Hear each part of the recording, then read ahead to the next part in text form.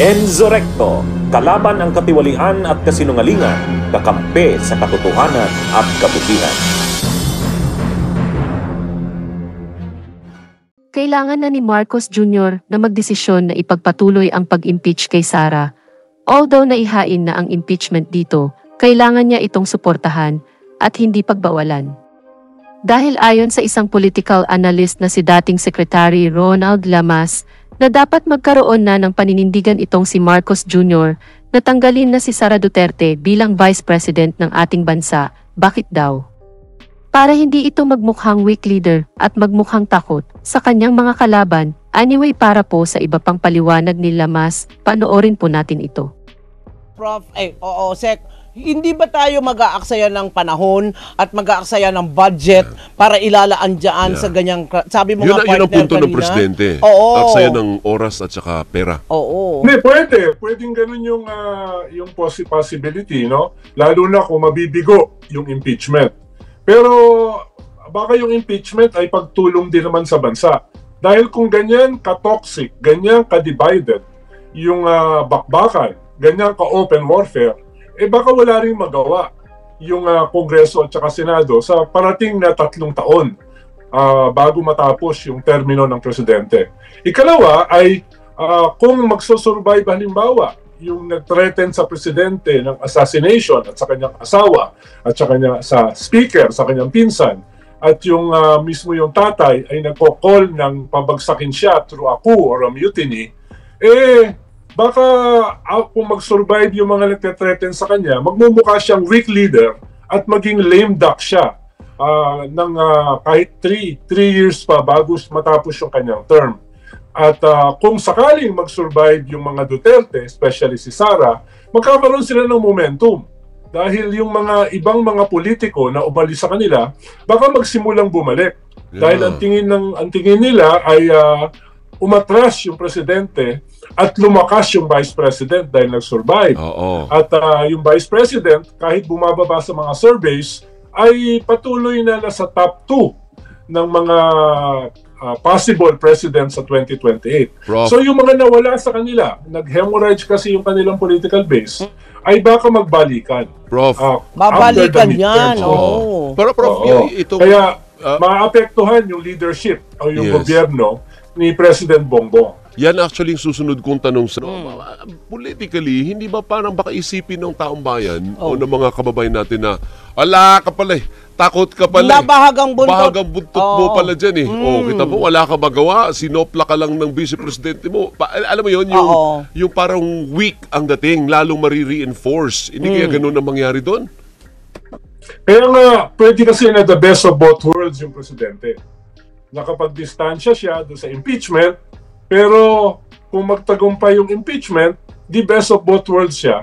Hindi masasabi na siya yung nagtulak ng impeachment, pero na-impeach yung vice president. Yung nagte-threaten sa kanya with assassination at kung ano-ano pang threats. So pwedeng pwedeng best of both worlds, Alvin, Doris. Alam mo naman ang politika sa Pilipinas, minsan yung nakikita mo, hindi yun ang nangyayari sa likod. Tama. Ang alam ko lang ay yung survival ng presidente, yung kanyang pag-iwas na maging lame duck, ay nakatali dito sa impeachment. Dahil kung hindi niya may impeach yung presidente, either directly or indirectly na meron siyang bindisyon, ay magmumukha hindi lamang weak leader, talagang magiging lame duck siya this early.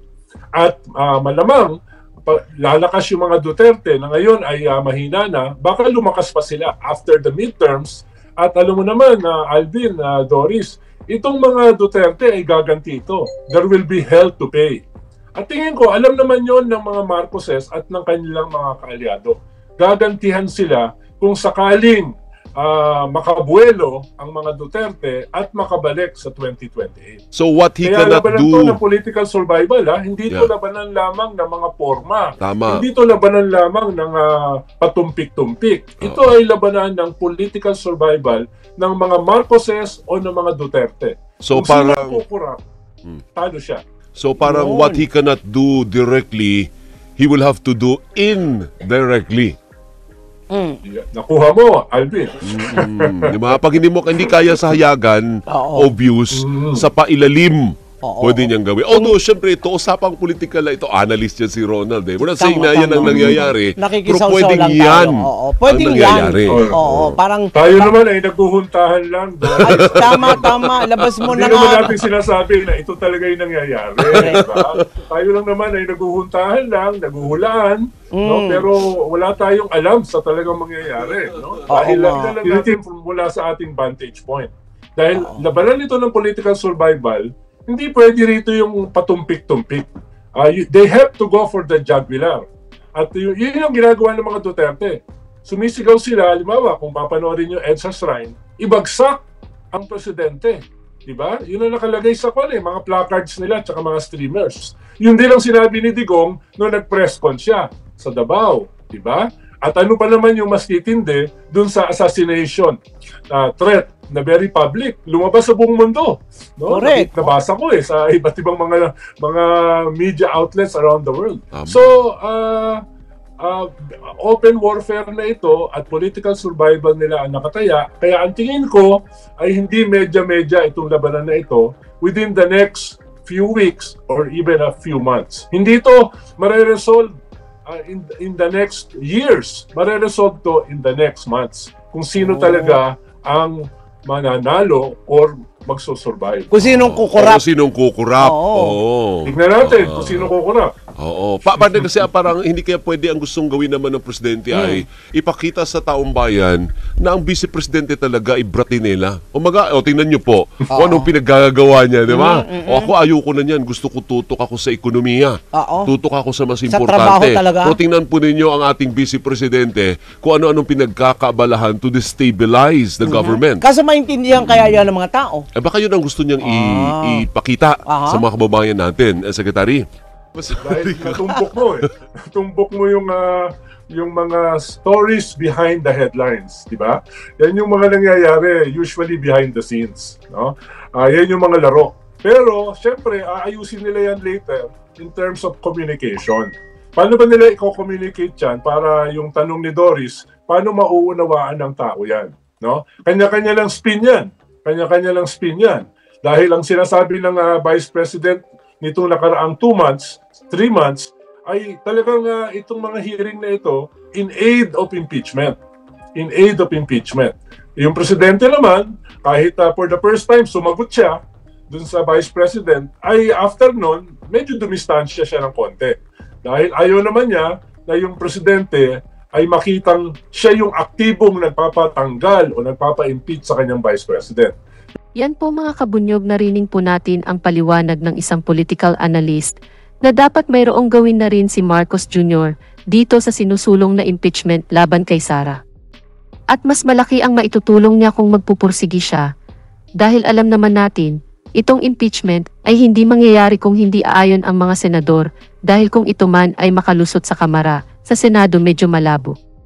Dahil karamihan sa mga senador doon, lalo na sina Bato, Bongo at Padilla, ay mga supporter ni Duterte. Pero kung itong si Marcos Jr. ay nag-decide na ipagpatuloy ang impeachment, malamang sa malamang, may magagawa siya para sumunod lahat ng mga senador sa Senado. Anyway, sana magbago ang kanyang isip at ito rin ay sa kanyang kapakanan dahil kailangan ng putulin ang sungay habang ito ay patubo pa lang, di ba? Bunyog, bunyog, halikan na kasama ka. Bunyog, kapag buklod ay may pag-asa. Luzon, Visayas, Mindanao, isa ang pananaw. Sa bagong Pilipinas ang bunyog isisigaw. Bunyog.